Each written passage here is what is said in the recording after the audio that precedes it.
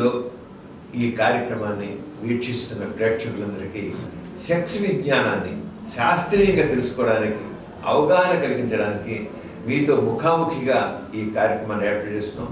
మీ నుంచి వచ్చిన ఈ ప్రశ్నలన్నింటికి లేకపోతే సమస్యలన్నింటికి ఈ కార్యక్రమం ద్వారా మీకు కొంత పరిష్కారాలు సూచించడం జరుగుతుంది. తాతగారు మాకు పెళ్ళి 10 సంవత్సరాలైంది. 2 పిల్లలు ఉన్నారు. మా వారికి మా బంధువులు ఒక ఆమెతో సంబంధం ఏర్పడింది. వాళ్ళిద్దరూ క్లోజ్గా ఉంటే ముందు ఏదో అనుకున్నాను.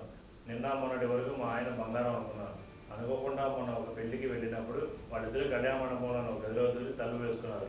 అది నేను చూసినట్టు మా ఆయన గమనించలేదు. అరగంట పోయిన తర్వాత ఇద్దరు బయటికి వచ్చినప్పుడు నేను ఎదురుగా నుంచున్నాను. ఆ తర్వాత మా ఆయన ఇక ఎప్పుడూ అలాంటి పని చేయనని పిల్లలను రొట్టు వేశారు. నిజంగానే ఆమెను కలవడం లేదు, కానీ నేను ఆయనతో సరిగ్గా ఉండలేకపోతున్నాను. బంధువుల పెళ్లికి ఇతర ఫంక్షన్లకి వెళ్తే ఆమె ఎదురైతే పిచ్చిగా తిట్టాను ఇస్తుంది. వెళ్ళడం మానేశాను. ఒంటరిగా ఉండిపోతున్నాను. అనుక్షణం ఏదో దిగులు బాధ ఉంటున్నాయి.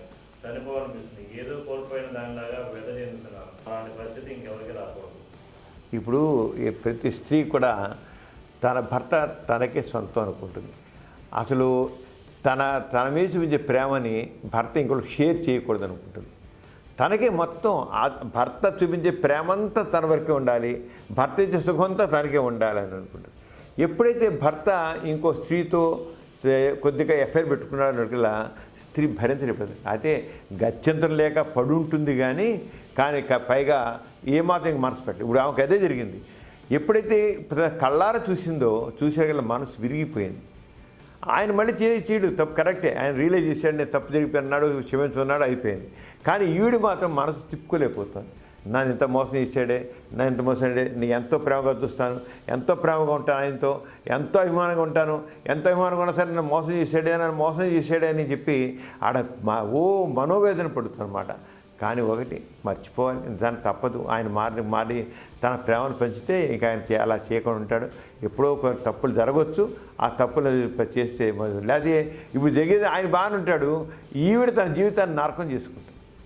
ఈవిడ జీవితాన్ని కోల్పోతుంది, జీవితం సుఖం లేకుండా పోతుంది. ఇంకా అన్నిటి ఎంతో ముందు జీవితం ఎంతో ఉంది, ఆ జీవితాంతా కోల్పోతుంది. కనుక forget and forgive and forget, క్షమించేయడం మర్చిపోవడం అది చాలా అవసరం.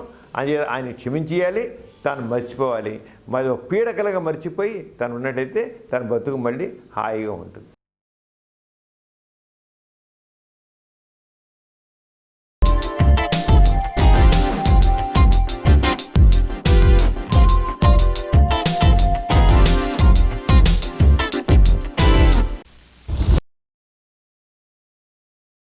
Please subscribe for more videos. YouTube /Dr. Samaram.